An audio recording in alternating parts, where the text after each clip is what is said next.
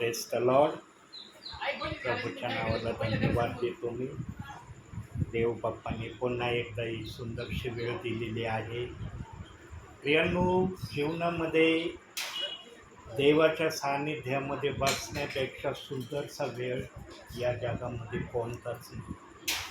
ज्यांना देवाच्या सान्निध्यामध्ये बसता येतं, देवाचा निरोप ऐकता येतो, त्यांच्यासारखे धन्य प्रियजन या पृथ्वीवर दुसरे कोणी नाही. कोणाला काही वाटो आमच्याबद्दल त्याची चिंता नाही, पण ज्या देवावर आम्ही विश्वास ठेवला तो देवबाप आमच्यासाठी काय मनामध्ये योजना करतो ते देवबाप्पाला माहिती. म्हणून भक्तीची सुरुवात आपण प्रार्थनेने करू. 2 शब्दाची प्रार्थना करा.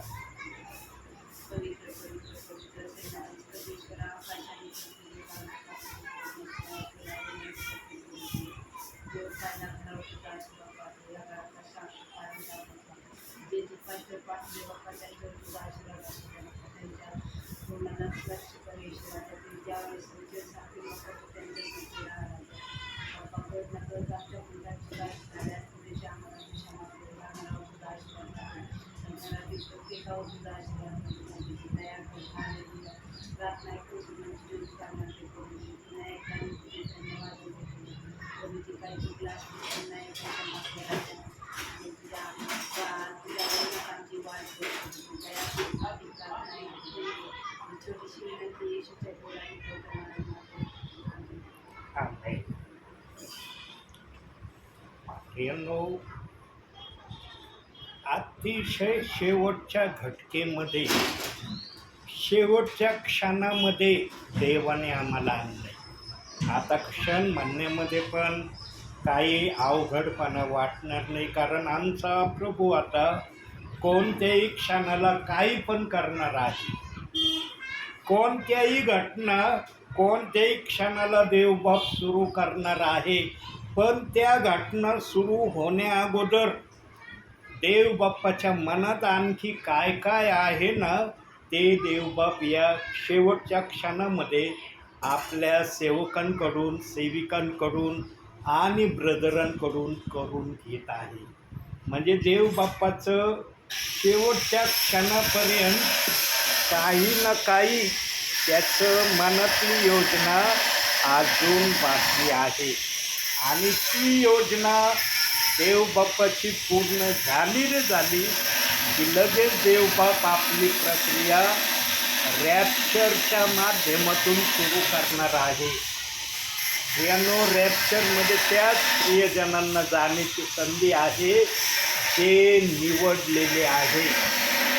निवडलेल्यांसाठी रॅप्चरची प्रक्रिया देवबाप्पाने राखून ठेवली आणि त्याला पुरावा मत्ते 24:22 वचन त्याने ठेवलेलं आहे.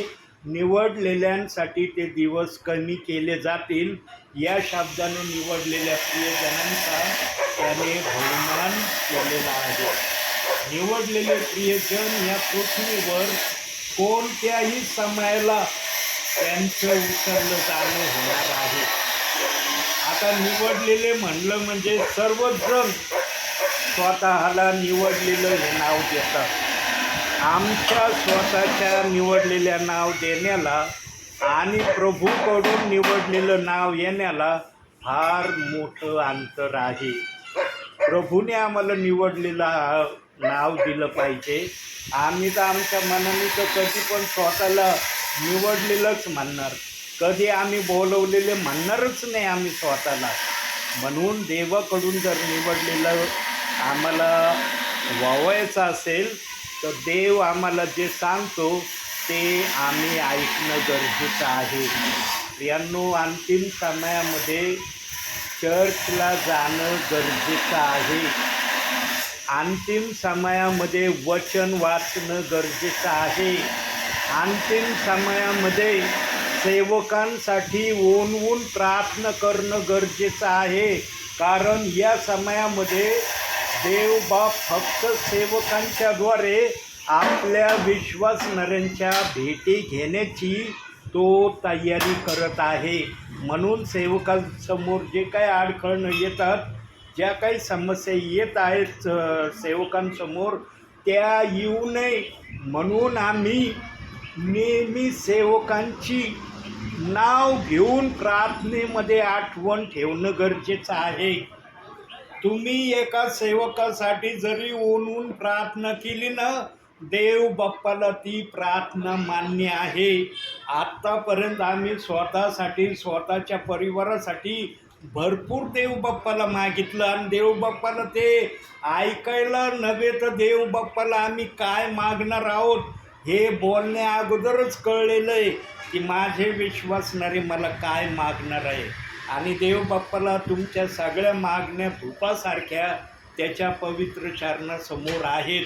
पण या समयामध्ये देवबाप विश्वासणाऱ्यांना सेवकांसाठी ओझ्याने प्रार्थना करा, सेवकांना प्रार्थनेमध्ये उचलून धरा. त्यांच्याद्वारे प्रभू आजचे प्रियजन प्रभूच्या राज्यात येणार आहेत. त्यांचं स्वर्गामध्ये येणं सेवकांच्याद्वारे देवबाप करीत आहे. ज्या पण परिवारात सेवक जात आहे प्रियांनो, जे आत्म्याने सेवा करणारे आहेत ते आत्म्याचाच निरोप विश्वासणाऱ्यांना सांगत आहे. जे बुद्धीने जात असतील ते काय सांगत असतील मला माहिती नाही. म्हणून एक वचन आपण पाहूया. 1 शमूएल 12वा अध्याय आणि 23वे वचन. एक 5 मिनटं आपण या वचनातून बोलणार आहोत.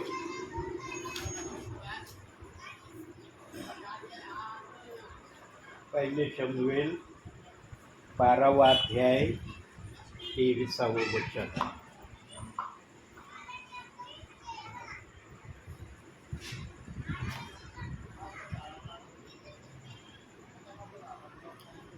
तुम्हासाठी प्रार्थना करावयाची सोडून देणे हा परमेश्वराचा अपराध माझ्या हातून न घडो. मी तुम्हा चांगला व सरळ मार्ग दाखवितो. बघा देवबाप्पाचा शब्द पण आपल्यासाठी काय आलाय की तुम्हासाठी प्रार्थना करणे सोडून देणे. मग विश्वासणाऱ्या परिवारासाठी असो ती प्रार्थना, या सेवकासाठी असो ती प्रार्थना. प्रार्थना करण्यापासून कधीच माघार घेऊ नका. अंतिम समयामध्ये चांगले सत्कर्म जर करण्याची आपल्या मनाची तयारी असेल तर या गोष्टीने चांगले सत्कर्म करण्यासाठी स्वतःला जास्तीत जास्त तयार करा. प्रियांनो, दिवसातून जे प्रियजन 3 वेळेस या अंतिम समयामध्ये प्रार्थना करत आहेत आणि दुसऱ्यांकरता जास्त मध्यस्थी आणि विनंत्या करत आहेत, सेवकांसाठी ओनवून मागत आहेत, त्या प्रियजनांच्या प्रार्थना धूपासारख्या प्रभूच्या चरणासमोर आजच्या समयाला पोहोचत आहे. आणि ज्यांच्या प्रार्थना धूपासारख्या प्रभूच्या चरणासमोर जात आहेत प्रियांनो, त्यांना निश्चितच प्रभूच्या समयामध्ये प्रभू आशीर्वाद दिल्याशिवाय राहणार नाही. आणि चांगल्यातले चांगले आशीर्वाद त्यांच्यासाठी देवबाप्पाने राखून ठेवलेले आहे. आणि देवबाप्पाने शब्द दिलेला आहे की तुझे हे आशीर्वाद कोणीही हिरावून घेणार नाही, ते आशीर्वाद तुलाच मिळणार आहे. पण आम्ही कृतीने त्या गोष्टी जर करत असतो, जर आम्ही त्या प्रकारे देवाकडे आमच्या प्रार्थना विनंत्या इतरांसाठी सादर करत असतो तर आम्हाला प्रतिफळ मिळेलच, असा विश्वास आम्ही आमच्या मनामध्ये ठेवणं महत्त्वाचं आहे. प्रियांनो, या सरळ वाटेने चालण्यासाठी निरनिराळ्या गोष्टींचा तुम्हाला पण सामना करावा लागेल. ही वाट जितकी सरळ वाटती तितकी सरळ ही वाट नसते प्रियांनो. काही ना काही अडचणी, काही ना काही समस्या या वाटेमध्ये येतील.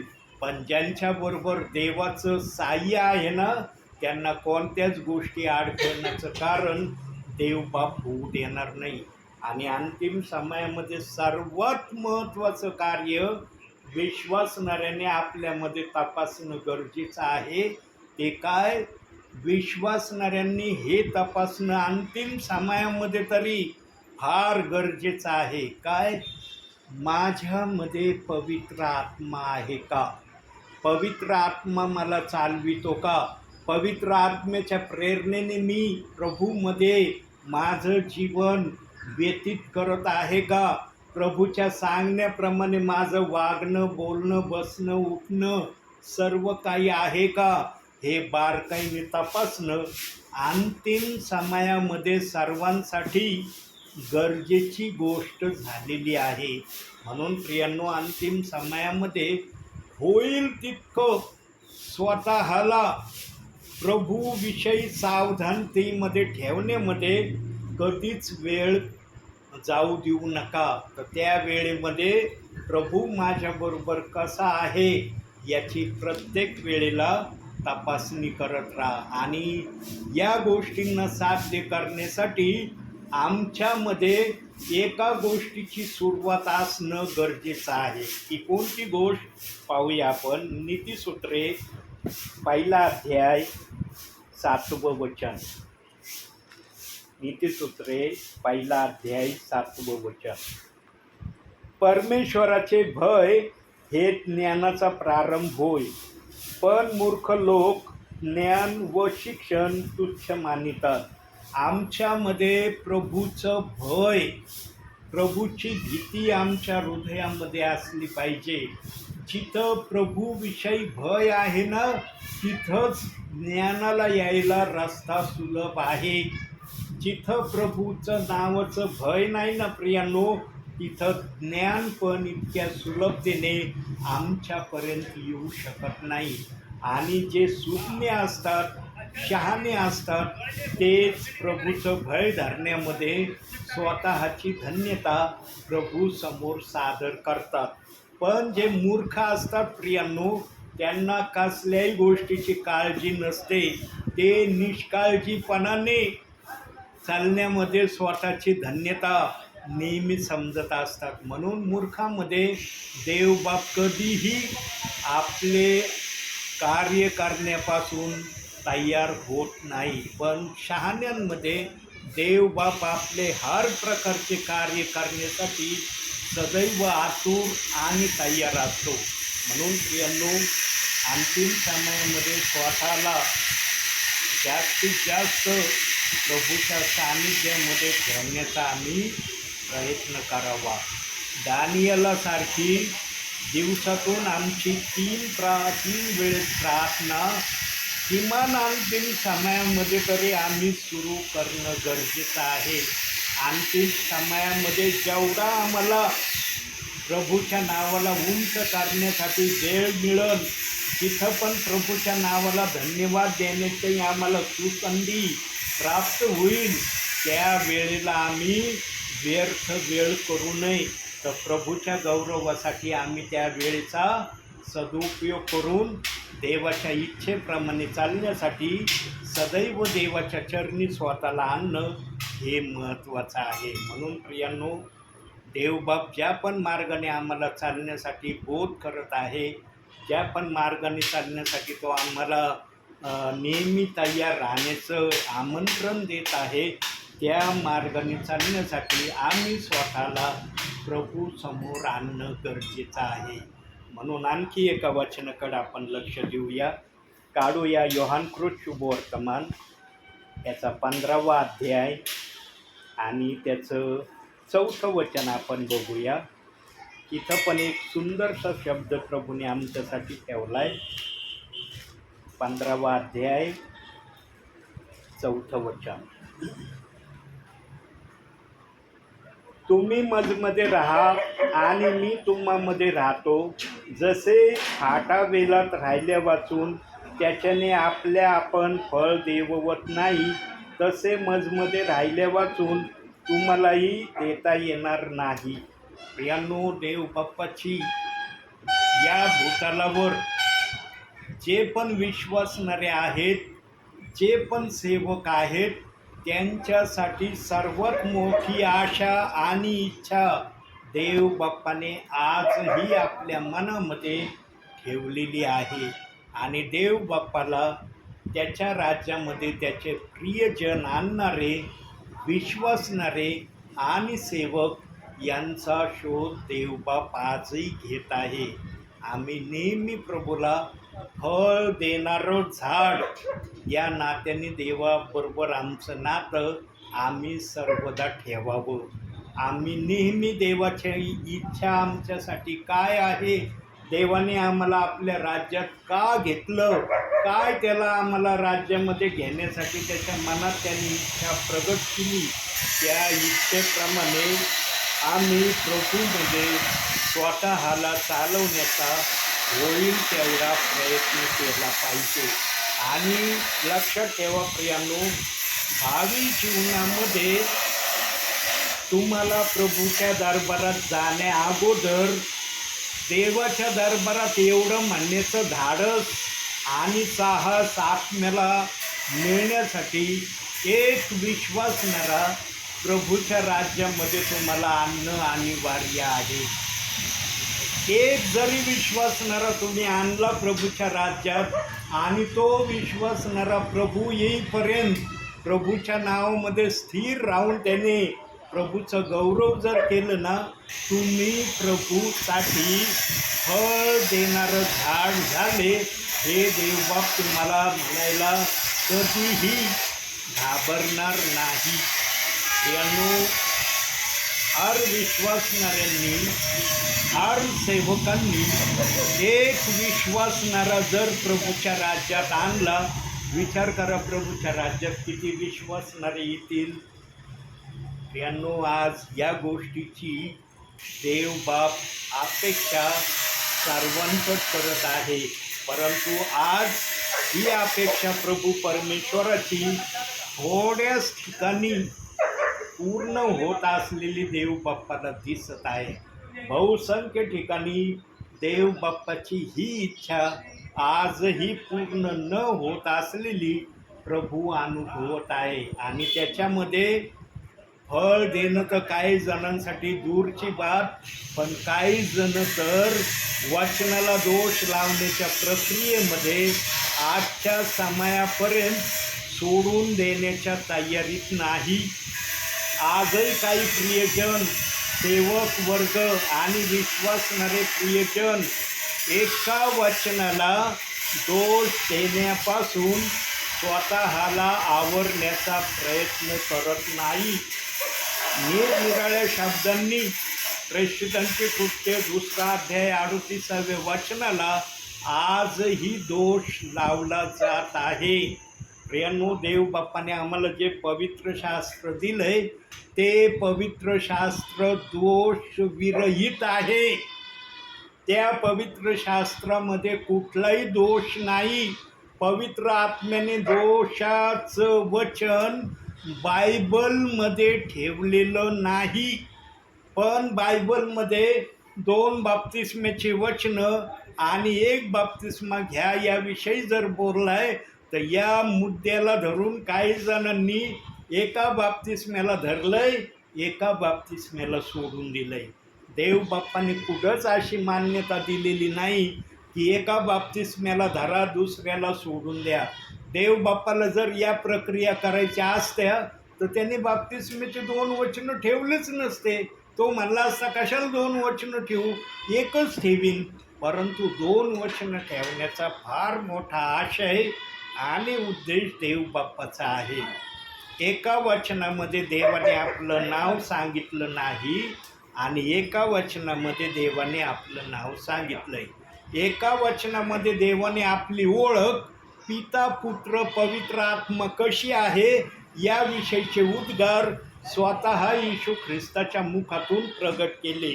पण दुसरं जे वचन आहे प्रेषित 2:38 वचन, या वचनाची ओळख पेत्राच्या मुखातून पवित्र आत्म्याने ते वचन कसं आहे याविषयी आम्हाला कळवलं आहे. म्हणजे एक वचन नाव नसलेलं आहे आणि एक वचन नाव असलेलं आहे. सांगा आम्हाला आज नाव आहे ना? तुम्हाला म्हणता येईल का मी बिगर नावाचा आहे का कोणाला म्हणण्याची आजची हिंमत की मी बिगर नावाचा या जगामध्ये चालत आहे, वागत आहे, राहत आहे? येतंय म्हणता कोणाला? जर आम्हाला देवाने नाव दिलंय तर देव काय बिगर नावाचा आहे काय? देवाचं नाव पिता पुत्र पवित्र आत्मा हे देवाचं नाव आहे का? त्याला पण स्वतंत्र नाव आहे आणि ते नाव त्याने प्रेषितांची कृत्य 2 अध्याय 38व्या वचनामध्ये प्रगट केलं. ते त्याचं नाव प्रभू येशू ख्रिस्त आहे. म्हणून त्या वचनात सांगण्यात आलंय, प्रभू येशू ख्रिस्ताच्या नामाने बाप्तिस्मा घ्या म्हणजे तुम्हाला पवित्र आत्मेचे दान प्राप्त होईल. ह्या पण शब्दामध्ये अडचणी आणि अडथळे आणलेत. जर या बाप्तिस्मेने पवित्र आत्मा भेटतो तर मग ते 28-19च्या बाप्तिस्मेने आम्हाला काय मिळणार? त्या वचनाच्या द्वारे आम्हाला काय प्राप्त होणार? प्रियांनो, ज्या वेळेस आम्ही प्रभू येशू ख्रिस्ताचं नाव या नावावर विश्वास ठेवतो ना, त्याच वेळेला आम्हाला इफिस 1:13 वचन 14 वचनाप्रमाणे पवित्र आत्म्याचा शिक्का आम्हाला मारला जातो. इफिसकाराच्या 1 अध्यायाच्या 13-14 वचनामध्ये या गोष्टीचा पुरावा देव बाप्पाने आमच्यासाठी दिलेला आहे. पण पवित्र आत्म्याचा शिक्का जर आम्हाला मिळाला आहे तर त्या पवित्र आत्म्याचा कार्यान्वित होण्यासाठी, त्या पवित्र आत्म्याचे कृत्य प्रगट होण्यासाठी आम्हाला नाव माहीत असणं गरजेचं आहे. जसं आम्हाला नाव आहे, आज आमचं नाव जर आमच्या एरियात घेतलं तर लगेच लोक म्हणतात, हो हे आहेत आमच्या एरियामध्ये. पण त्या नावाचा व्यक्ती त्या एरियात नसला तर कोणताही व्यक्ती कधीच म्हणत नाही या एरियामध्ये हा व्यक्ती आहे. तसं प्रभू येशू ख्रिस्ताचं नाव अख्ख्या पृथ्वीवरल्या विश्वासणाऱ्यांना माहीत व्हावं, या गोष्टीची सुवार्ता पेंटिकॉस्टच्या दिवशी पेत्राने हजारो लोकांना सांगितली आणि त्या हजारो लोकांनी जगामध्ये प्रभू येशू ख्रिस्ताचं नाव सर्वत्र जाहीर केलं आणि ते नाव आमच्यापर्यंतही आलंय. आम्ही पण त्या नावावर विश्वास ठेवला की याच नावामध्ये देवाची ओळख आहे. पण प्रियांनो, जसं नाण्याला 2 बाजू असल्याशिवाय नाणं सिद्ध होत नाही, तसं 2 बाप्तिस्म्याच्या वचनाला काही प्रियजन आजही मान्यता द्यायला तयार नाही. काही सेवक मान्यता द्यायला तयार नाही, काही विश्वासणारे मान्यता द्यायला तयार नाही. पण काही विश्वासणारे आहेत की ते आज या वचनाला मान्यता देत आहेत. ज्यांनी ज्यांनी या वचनाला मान्यता दिली त्यांच्याकडूनच देवबाप या पृथ्वीवर आपली पवित्र सेवा आत्म्याने आणि खरेपणाने करून घेत आहे. प्रियांनो, ज्यांच्याबरोबर प्रभूचा आत्मा आहे ना, तो आत्मा त्या विश्वासणाऱ्याला, त्या सेवकाला कधीही शांत बसू देत नाही. आज सकाळी सकाळी मी घर सोडलं आहे प्रियांनो आणि आत्तापर्यंत मी सेवेमध्ये आहे. जवळजवळ 6 वाजण्याची प्रक्रिया, 7 वाजले प्रियांनो, तरी मी अजूनही सेवेमध्येच आहे. प्रियांनो, ज्याच्यामध्ये पवित्र आत्मा असतो तो पवित्र आत्मा आपली इच्छा पूर्ण करून घेतल्याशिवाय सेवकाला सेवेमधून घरी जाण्याची अनुमती देत नाही. आणि ही माझी शेवटची प्रार्थना या घरामध्ये आहे. या प्रार्थनेनंतर मी सरळ माझ्या घरच्या रस्त्याकडे जाणार आहे. प्रियांनो, अतिशय धन्य आहात तुम्ही की देवबाप शेवटच्या प्रार्थनेच्या माध्यमातून का होईना तुमच्या परिवाराची भेट घेत आहे. तो जर तुमच्या परिवारात येत आहे प्रियांनो, त्याला निराश करू नका. तो आशेने तुमच्याकडे येतोय आणि त्याच्या मनामध्ये जी आशा आहे ना, त्या आशेला पूर्ण करण्याची तयारी तुम्ही दाखवा. आता कुठला समय राहिला नाही प्रियांनो. आम्हाला स्वर्गात प्रभू येशू ख्रिस्ताशिवाय कोणी घेणार नाही. आमची स्वर्गामध्ये जाण्याची मध्यस्थी कोणालाच करण्याचा अधिकार देवाने दिलेला नाही. जो देवामध्ये राहील, देवाच्या गोष्टी ऐकल, देवाच्या अनुशासनाप्रमाणे ख्रिस्ती जीवन जगन, त्यांना स्वर्गामध्ये जाण्याची देव बाप्पांनी परवानगी दिलेली आहे. आणि ही परवानगी ज्यांना ज्यांना मिळणं गरजेचं आहे त्यांच्यापर्यंत देवाच्या सेवकाचं जाणं आजही आत्म्याने आणि खरेपणाने होत आहे. म्हणून प्रियांनो, प्रभू जर तुमच्या परिवारात आलेला आहे तर प्रभूचं आगत स्वागत करा, त्याची इच्छा जाणा आणि त्या इच्छेला पूर्ण करण्यासाठी होईल तेवढं शर्थीचे प्रयत्न करण्याची तुम्ही तयारी प्रभूला दाखवा. म्हणून आजच्या या छोट्याशा संदेशातून देवबाप तुम्हाला आणि मला भरपूर आणि भरपूर आशीर्वाद देव. आमेन. सारिकासाठी प्रार्थना करा, तिला आरोग्य भेटावं म्हणून. सारिकासाठी आणि त्या सिस्टरसाठी पण त्यांना आता नाही भेटतो. काही सेकंद आपण शांत राहूया प्रियांनो. आपलं मन अंतःकरण आपण स्थिर करूया, मग आपण प्रार्थनेत जाणार आहोत.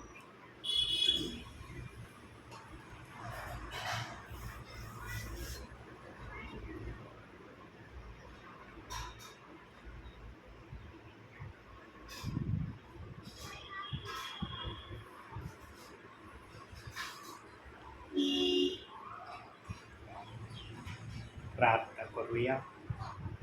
स्वर्गीय बापा, तुझ्या नावाला धन्यवाद देतो, तुझ्या नावाला उंचावतो. मान, महिमा, गौरव, सन्मान, स्तुती सर्व माझ्या बापा तुझ्या पवित्र नावाला देतो. तुझा जय जयकार करतो, तुला उंचावितो, तुला स्तवितो, तुला आभार प्रदर्शनाचा उपकार स्तुतीचा यज्ञ मी अर्पण करतो. स्वर्गीय बापा, जाता जाता शेवटच्या घटकेला माझ्या बापा देवळालीमध्ये संसारी परिवारामध्ये तू वचनातून बोललेला आहे. आज थोडक्यातच वचन या परिवारासाठी तू पाठवलं माझ्या बापा, पण जे पण वचन पाठवलं हे वचन त्यांच्या आत्मिक जीवनासाठी अतिशय आशीर्वादाचं कारण असं वचन तू पाठवलं आहे. स्वर्गीय बापा, संसारी परिवाराची आजही तू आठवण करत आहे. आजही संसारी परिवाराला स्वर्गीय बापा तू जे आशीर्वाद देण्याचं ठरवलं आहे ते आशीर्वाद देण्याची इच्छा तू करत आहे. आणि माझी पण तुला प्रार्थना आहे, विनंती आहे माझ्या बापा, की संसारी परिवारांना जे पण चांगले आशीर्वाद देण्याचं तू ठरवलेलं आहे ते आशीर्वाद त्यांना तू दिल्याशिवाय राहू नको. त्या परिवाराची तू आठवण कर आणि त्या परिवाराच्याद्वारे तू उंचावला गौरविला जा अशी प्रार्थना करतो. संसारी परिवारातील सर्व लहान थोर प्रियजन तुझ्या कृपेच्या हातात देतो. सर्वांना प्रभू तू सहाय्यता कर. विशेष करून सारिका सिस्टरांसाठी प्रार्थना करतो. स्वर्गीच्या बापा, त्या ज्या काही आजारी आहेत माझ्या बापा, त्या सिस्टरांना तो विशेष करून आरोग्याच्या अधीन कर माझ्या बापा. होय माझ्या बापा, त्यांना जो पण त्रास होत आहे तो त्रास नासरू येशू ख्रिस्ताच्या नावाने निघून जाऊ दे माझ्या बापा. खरोखर माझ्या बापा, सारिका सिस्टर या समयाला ज्या पण ठिकाणी आहेत त्या ठिकाणी त्यांना तू स्पर्श कर आणि त्यांना तू पूर्ण आरोग्य देत आहे याचा अनुभव त्यांना येऊ दे माझ्या बापा. रावरीतील आमच्या ज्या सिस्टर आहेत माझ्या बापा, छाया सिस्टर, त्यांच्यासाठीही प्रार्थना करतो माझ्या बापा. जे काही स्वर्गीय बापा संसारी परिवार आणि जाधव परिवार यांचं जे काही स्वर्गीय बापा लग्नासाठी ह्या दोन परिवारांना तू एकत्रित करण्याचं ठरवलेलं आहे. स्वर्गीच्या बापा, हा सर्व कार्यक्रम तुझ्या इच्छेने तू पार पाड माझ्या बापा. होय माझ्या बापा, जे नवीन तरुण तरुणी विवाहाच्या बंधनामध्ये एकत्रित होणार आहेत माझ्या बापा, त्या उभयतांना विशेष करून तू आशीर्वादित कर माझ्या बापा. या दोन्ही परिवारांना ज्या पण गोष्टी लागतील माझ्या बापा लग्नाच्या संदर्भामध्ये, त्या सर्व गोष्टी तुझ्या स्वर्गीय भांडारातून तू त्यांना पुरव माझ्या बापा. आणि लवकरात लवकर स्वर्गीच्या बापा हे लग्न व्हावं याकरता प्रभू त्यांना तू सहाय्यता कर. त्यांच्या मनाची तू तयारी कर आणि त्याही सिस्टरांना तू आशीर्वादाने भर माझ्या बापा अशी तुला प्रार्थना करतो. त्यांचं त्या ठिकाणचं राहणं आशीर्वादित असं कर माझ्या बापा. आमची सिस्टर या ठिकाणी राहत आहेत माझ्या बापा, त्यांचं पण या ठिकाणचं राहणं आशीर्वादाचं होऊ दे माझ्या बापा. स्वर्गीय बापा, तू मान्यता दिल्याशिवाय कोणती गोष्ट या पृथ्वीवर होत नाही, घडत नाही.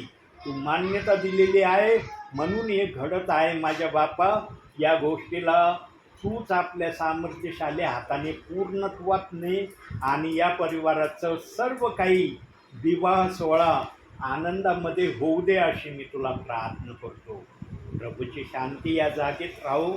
या घरातल्या तेला मिठापिठाला आणि सर्व वस्तूंना तू आशीर्वाद दे माझ्या बापा. या घराच्या सभोवती तुझे दूत यांच्या रक्षणासाठी सदैव तू उभे कर माझ्या बापा. स्वर्गीय बापा, पुन्हा एकदा या परिवारातले सर्व लहान थोर प्रियजन तुझ्या कृपेच्या हातात देतो. आपल्या दासाला या ठिकाणी येऊन पुन्हा एकदा वचन सेवा आणि प्रार्थना दोही सेवा करण्याची पुन्हा एकदा तू संधी दिली, यासाठी धन्यवाद. मान सन्मान गौरव सर्व माझ्या बापा मी तुला देतो. धन्यता आणणारा प्रभू येशू ख्रिस्त याच्या प्रिय आणि गोड नावानं मागतो म्हणून तू ऐक माझ्या बापा. आमेन. हे आमच्या स्वर्गातील बापा, तुझे नाव पवित्र मानिले जाऊ, तुझे राज्य येऊ, जसे स्वर्गात तसे पृथ्वीवरही तुझ्या इच्छेप्रमाणे होऊ. आमची रोजची भाकर आज आम्हास दे, जसे आम्ही आमच्या ऋणाला ऋण सोडले आहे तसेच तो आमचे ऋणे आम्हास सोड, आणि आम्हास परीक्षेत आणू नको, तर आम्हास वाईटापासून सोडील. कारण की राज्य, सामर्थ्य आणि गौरव ही सर्व काळ तुझीच आहे. आमेन. प्रभु येशू रक्त की जय. प्रभु येशू रक्त की जय. प्रभु येशू रक्ताचा जय जयकार असो. आमेन.